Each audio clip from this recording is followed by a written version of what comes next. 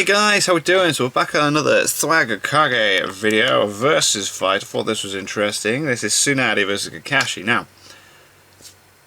as soon as if someone said to me Tsunade versus Kakashi, I'd be straight away like, Kakashi. Because it's got Sharingan, it's got all these other stuff going on.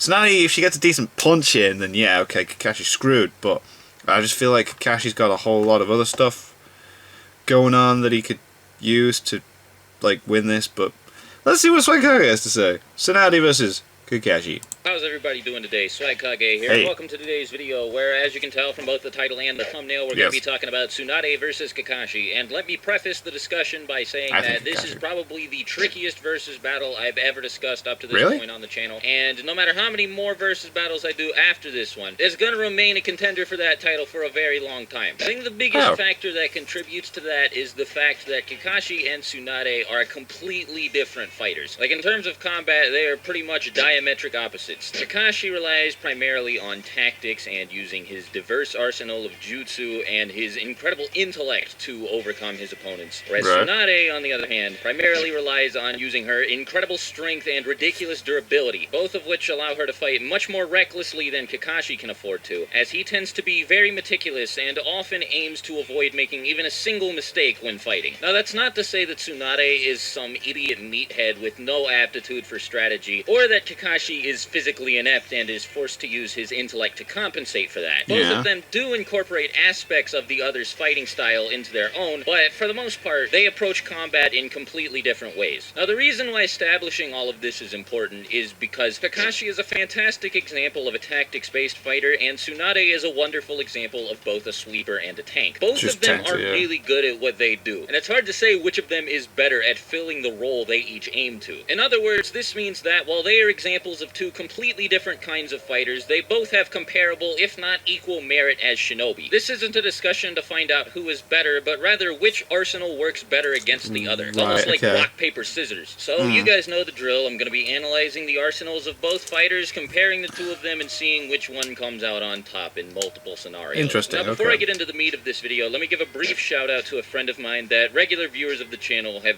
no doubt heard me mention before. A friend of mine owns a website called Phantomos.com where you can buy a whole bunch of anime merchandise, particularly Naruto merchandise, at a pretty reasonable price. He's got stuff like Sharingan fidget spinners, Gamachan wallets, headbands, Akatsuki cloaks, you name it, and currently just about every single item in his inventory is on sale. I'm not even being paid for this sponsorship. I'm just really good friends with the guy and thought I'd give him a shout out. He's helped me out a whole bunch of times in the past, so it'd mean a lot to both of us if you could at the very least check out his catalog. You don't have to buy anything, but I'll leave a referral link in the description so you can go look through the store and see if you find anything you like. Anyway, with that out of the way, let's get on to the actual battle. So first, I'm going to be analyzing Tsunade because, well, presumably she's the one that most people know less about. Now, in part one, you don't get to see a whole lot of what Tsunade is capable of because the only time we see her fight seriously, that being not against Naruto, she receives a pretty severe handicap. Now, I have always assumed that when she started fighting Kabuto, she wasn't really too serious about it. She didn't think Kabuto would be that much of a threat, and because of that, she ended up getting herself fucked up, as Kabuto was able to do a whole bunch of internal damage, cut muscle, ligaments, all that sort of stuff. You know how it went. I'm going to assume that all of you guys have seen the fight. And that's all without mentioning that it took her a while to get over her crippling fear of blood, like at least until the fight was already halfway over. So suffice it to say, part 1 didn't show us anything close to Tsunade's full potential. However, that said, Tsunade does still have some pretty crazy feats in part 1. Like, a single kick did this, and there was the time she split apart the ground with her finger, and like she shattered the wall by casually beating against it, and there's that time where she lifted Gamabunta's fucking sword like it was nothing, and then used it to pin Manda down, and she was able to survive getting like thrown through the air and like slammed into the ground and stabbed like 80 billion times. Now, I don't want to be too dismissive of part 1 Kakashi here, and just not even bother taking a look at what he's capable of in this video, but I mean, he's really a complete non-threat to Tsunade here. here. Seriously, Part 1 Kakashi's feats are like shit compared to the ones he pulls off in Shippuden. He's nowhere near as dangerous, nowhere near as intimidating or impressive. Like, he's really fodder compared to his Shippuden self. The only way he'd really even have a chance against Tsunade is by activating his Sharingan, and as the series clearly shows us, he's not really capable of keeping his Sharingan active for very long. It seems like Tsunade can use her Creation Rebirth for a much longer period of time, and with that jutsu active, there's really nothing Kakashi has up his sleeve, in Part 1 anyway, capable of taking Tsunade out. Again, I don't want to be too dismissive of him here, but in Part 1 he's not too impressive. But for the sake of fairness, since I did analyze Part 1 Tsunade for at least a little bit in this video, let's take a look at what Kakashi has pulled off in Part 1. So in the Land of Waves, Kakashi was only able to keep his Sharingan active for long enough that he could copy 2 of Zabuza's jutsu. This was more than enough for him to take Zabuza out, but the point is that he wasn't able to use it for very long. Now, it would be pretty unfair to neglect to mention that Kakashi had his Sharingan active for a pretty decent length of time before he copied the Water Dragon and Giant Vortex jutsu, as he was stuck in Zabuza's water prison with his headband lifted for a little while. But it was still a really short length of time, and this use of his Sharingan on its own was enough to leave him bedridden for a little while. On top of that, he says to Sasuke that he's only capable of using the Raikiri 4 times in one day, which further communicates that he doesn't have a lot of stamina early on in the series. He won't be able to pull off a whole lot in the fight against Tsunade before he runs out of chakra or tires himself out, and if he tries to use his Sharingan against her, it will make things even harder for him. The best point in Kakashi's favor that I can think to mention is the fact that Orochimaru said Kabuto was around Kakashi's level in Part 1, and Kabuto then went on to pretty much tear Tsunade to pieces, but as I mentioned earlier, this was likely because Tsunade wasn't taking him too seriously and hadn't fully gotten over her fear of blood. Not to mention, Kabuto did a whole lot of internal damage that Kakashi wouldn't be able to replicate. Mitotic Regeneration also seemed capable of healing all of this internal damage anyway, so if Kabuto severing Tsunade's muscle ligaments wasn't enough to stop her, I really don't think that anything in Kakashi's arsenal would be capable of the same thing either. And based on the looks of things, a couple of hits from Tsunade would be more than enough to kill Kakashi, so you end up in a situation where he has far less room for error than Tsunade does, she has an overwhelming physical advantage, and things really just don't look too good for Kakashi here. So the first round, Part 1 Tsunade versus Part 1 Kakashi, goes to Tsunade. Once we enter Shippuden territory though, that's where things get a lot more complicated. Now Tsunade has practically 0 feats pre-Fourth War, but there's nothing in the series that seems to imply some large gap in strength between pre-War Tsunade and War Tsunade. So for the sake of the video, I'm just going to assume that early Shippuden and late Shippuden Tsunade are the same. If necessary, I'll also make a couple references to Part 1, because what she's capable of doesn't really seem to change too heavily between Part 1 and Shippuden. Of course, she's obviously much stronger after the 2.5-year time skip, but her growth isn't nearly as significant as Kakashi's is. Now, before I get into specifics, I'll go ahead and establish that Tsunade's main advantages here are going to be that one punch from her is going to be more than enough to kill Kakashi without question, and she's going to be able to take pretty much anything that he throws at her. Now, let's take a look at why. Unfortunately, this is going to be the 3rd battle in a row that has nothing to do with Uchiha that I'm going to have to mention Madara in, and I don't want to do it. I know people are going to be like, dude, you keep fucking bringing up Madara, but, like, Tsunade's feats in Shippuden come, like, directly from her fight with Madara and nowhere else.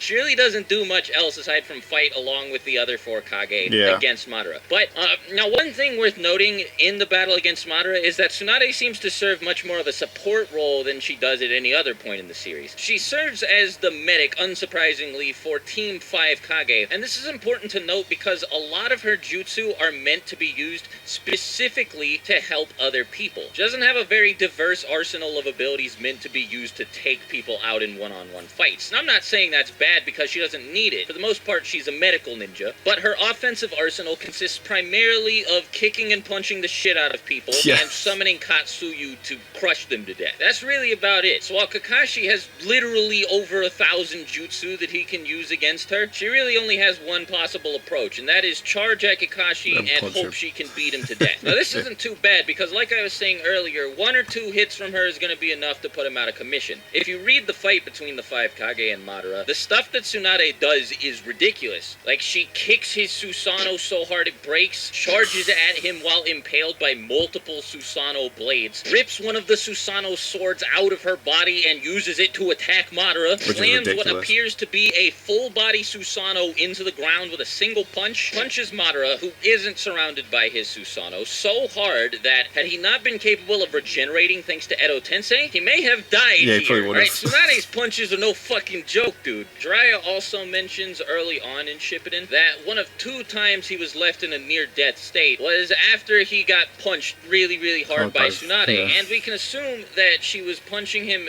really hard because she was angry, but not hard enough to kill the guy, because obviously she fucking loves Jiraiya to death. She broke both of his arms, shattered a bunch of ribs, did a whole bunch of crazy shit, and like Jiraiya himself said, it was one of 2 times in his life where he was left near death. Had Tsunade been trying to kill him, she probably could have succeeded. So if she can one-shot both Madara, theoretically, and Jiraiya, there's no reason why she won't be able to do the same to Kakashi. And considering she was able to keep fighting like nothing was wrong, like this, with 2 Susanoo blades sticking out of her torso, there's just about nothing Kakashi is going to be able to bring to the table that's going to be capable of shutting this lady down. She's a perpetual motion machine, and there's not a whole lot that seems to be capable of stopping her. Now, as for Kakashi, in Shippuden, he is way more impressive than he was in Part 1, like I had been saying so much at the beginning of the video. Like, seriously, Shippuden Kakashi is a fucking monster. Particularly War Arc Kakashi, but he does have some pretty good pre-war feats. Let's start the discussion off with pre-war Kakashi versus Shippuden Tsunade. So the best pre-war feat that I have is a bit of a reach, but basically, Kakashi comes out of nowhere, completely undetected by anyone in the area, and stops Sasuke's Chidori before he's able to use it to stab Sakura. Now, here's the thing. Sasuke was able to tag the fucking Raikage with Chidori, so assuming he was moving at full speed with killer intent against Sakura, this makes Kakashi relative to the Raikage in terms of speed. That's probably wanking Kakashi, like, significantly, but it's something that shouldn't be completely dismissed or ignored. He also later manages to warp one of Sasuke's Susanoo arrows away with Kamui. He was able to warp one of the Asurapath's projectiles with Kamui. I mean, also, let's not forget, Kakashi now has Kamui now that it's Shippuden, and this poses a really big problem for Tsunade, because with the precision that Kakashi displays in late Shippuden, or I should say late early Shippuden, like late pre-war Shippuden, it seems like he'd have absolutely no problem using it to snipe her head off. Now, to be fair, that's probably a bit of a reach, because if Kakashi was capable of warping people's heads away with Kamui, you'd think he would have done it a lot more. Like against Pain, for instance, or against Kakazu, for instance. Also, speaking of Kakazu, Kakashi was able to speed blitz Kakazu before he could even notice, just mentioning that. Anyway, you'd think he would have warped away Kakazu's head, or Pain's head, or Hidan's head. The point people say Kakashi can instant kill somebody by just warping their head away into Kamui and, like, yeah, one shot, one kill, right? But I don't know if I agree with that, because again, if he was capable of doing that, you would have seen him do it a whole lot more. Now, I'm not saying it's impossible for Kakashi to warp individual body parts into Kamui, because he did it against Deidara when he wasn't even capable of controlling the jutsu very well. He tore Deidara's arms off and stored them in the Kamui dimension, for instance. So in that case, there's no reason to believe that he can't do it to somebody's head as well. The problem isn't that he's not capable of it. I think the problem is more getting his opponent to stand in one place stay still while I rip your head off with my Sharingan at their head and precisely warp it and only it into the dimension in order to kill them. It's a bit tricky, but let's just say that this is an option for Kakashi. It's just one that's going to be really difficult for him to pull off. Now, he does have plenty more than Kamui in his arsenal, but the thing is, because of the fact that Tsunade is nigh immortal, like, she was cut in half by Madara and still alive, and there's really not a whole lot Kakashi's gonna be able to do aside from rip some of her limbs off if he wants to shut her down. Now, granted, if he does manage to bisect her somehow the same way Madara did, she is going to be out of commission, and that'll count as a loss for her, because after that happened, she wasn't really able to move. All she could do was call all of her Katsuyu to her and hope they could sew her body back together. So if Kakashi manages to do something similar to that, then yes, Tsunade's fucked. But I don't really think he has a whole lot in his arsenal capable of doing something like that aside from Kamui, so let's look at how he might be able to get Tsunade in a position where she's vulnerable to being hit by the Kamui snipe your head off move that I was talking about earlier. Now, one thing worth keeping in mind is that Kakashi's stamina is far lower in early Shippuden than it is in the War Arc. Like, he used a couple jutsu against Pain, and then he was like, yeah, I fucking depleted half of my fucking chakra, dude. It's a little ridiculous. To be more specific, the jutsu in question were a lightning release shadow clone and a couple uses of the Raikiri. Really, not a whole lot of jutsu, and certainly nothing that's gonna keep Tsunade down for long. Now, with the help of Choji and Choza using a double human boulder combination, he was actually able to get the Diva Path in a position where he could have been stricken with the Raikiri, and it seemed like that was game over, dude. Like, Pain looked pretty shook. If Kakashi would have landed that Chidori, it would have been over, but sadly, the Asura Path came in just in time to take the blow instead. Also, on top of that, I don't think a Chidori is going to be enough to kill Tsunade if she's got mitotic regeneration active anyway, but I do wonder if Tsunade was put in the same position, if Kakashi would be able to use Kamui quickly enough to snipe her head off. Like, he carried some chains with him and then used them to bind the Diva Path in place. You know, kept them hidden away until Pain's guard was down, and then used them to restrict his movements so that I could hit him with a Raikiri without being interrupted. If he could pull something similar off against Tsunade, then I can't really see any way for her to get out of it, though I honestly don't think that the chains he used to restrict the Diva Path would be anywhere near strong enough to keep Tsunade held down.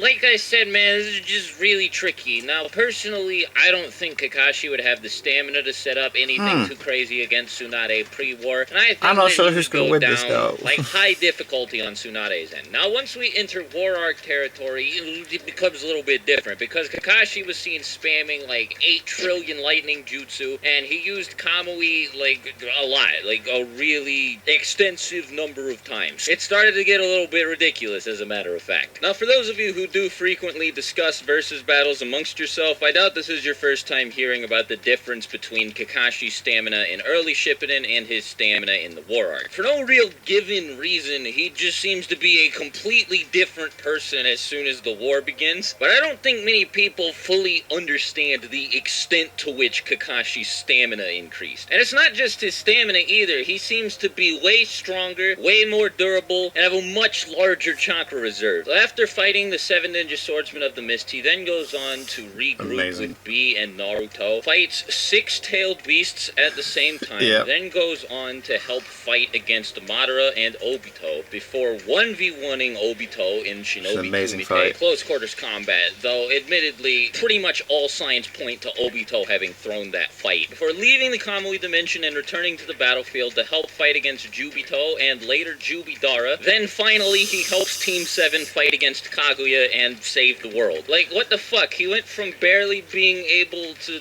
last through a fight with 2 of the 6 paths of pain to being able to fight 7 ninja swordsmen and then the 3 final bosses of the series back to back with borderline no rest. He was also able to use lightning transmission to sever the limbs of the tailed beasts, and if he has access to this pre-war, then by all means he could probably use it to bisect Tsunade, but if not, well, it's definitely a really good asset to him here. He's also able to tank hits from the tailed beasts, meaning that a single punch from Tsunade might not be enough to put him out of commission. That's a big might. There's a possibility that at full power she hits a lot harder than the tailed beasts do with a casual strike, but you know, it's just worth noting. I don't want to spend too long going over Kakashi's arsenal here, so I'll just get right to my conclusion. I'm gonna have to give this round to Kakashi solely because it seems like he has unlimited chakra and unlimited stamina. Like, even disregarding the possibility that he's also physically stronger and faster in the War Arc than he is in early Shippuden, the fact that he has what seems to be a never-ending supply of chakra to draw from, along with his supposed arsenal of 1,000 jutsu, combined with his intelligence, there's no way he's not going to be able to come up with some way to catch Tsunade off guard and hit her with lightning transmission. And while Kakashi was, near the end of early Shippuden, able to use Kamui pretty quickly, he's able to use it, like, on the fucking fly in the war. Like, for instance, to teleport a moving KCM2 Naruto, you know, a guy is way faster than the fucking Raikage. So if he's able to do that, I can definitely see him creating a handful of shadow clones and using them to distract Tsunade while he sets up a Kamui GG. The reason I didn't give him the win in early Shippuden or in part 1 was because he just seemed so limited in what he could do. Like I said multiple times at the beginning of the video, Kakashi has to be far more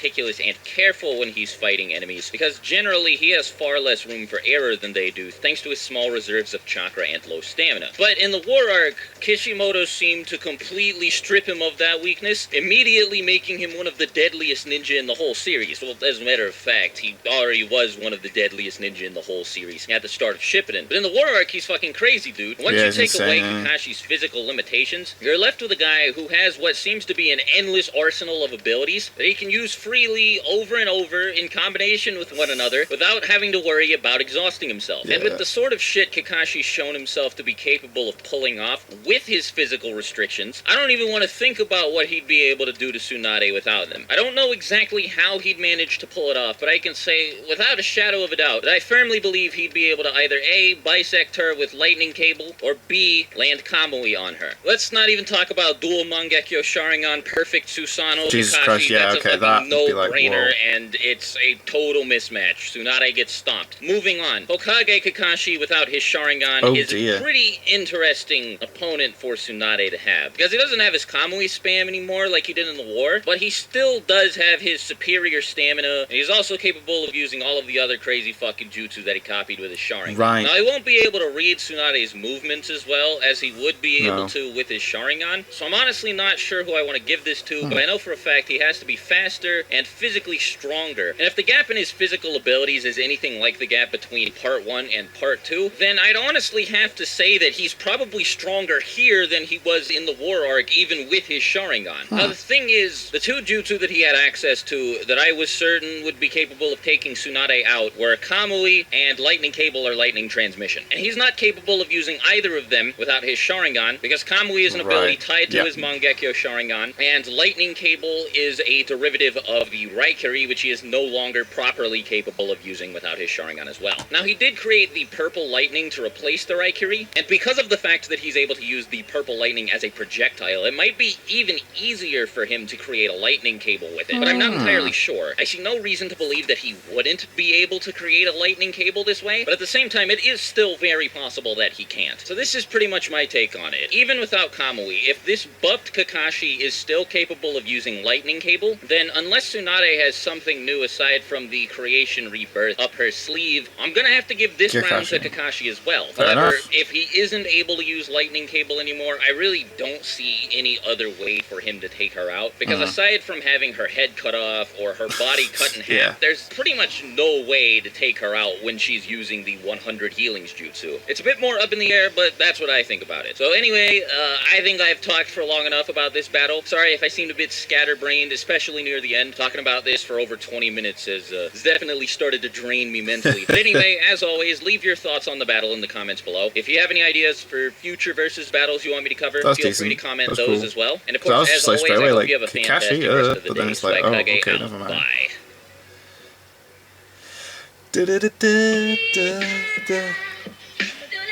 That didn't go quite the way I was expecting, but that was decent anyway. So in the end, Kakashi. But yeah, Tsunade was pretty damn badass.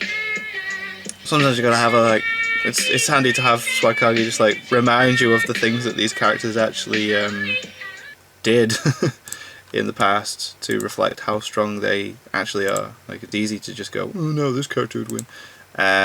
Gotta actually look at it. That was cool. Awesome. So yeah, thank you guys very much for watching. What did you guys think of that? What did you guys think of this? Click like, subscribe if you haven't already. Leave comments down below. Let me know what I should watch and discuss in future videos. And I'll see you guys, just all of you guys, next time.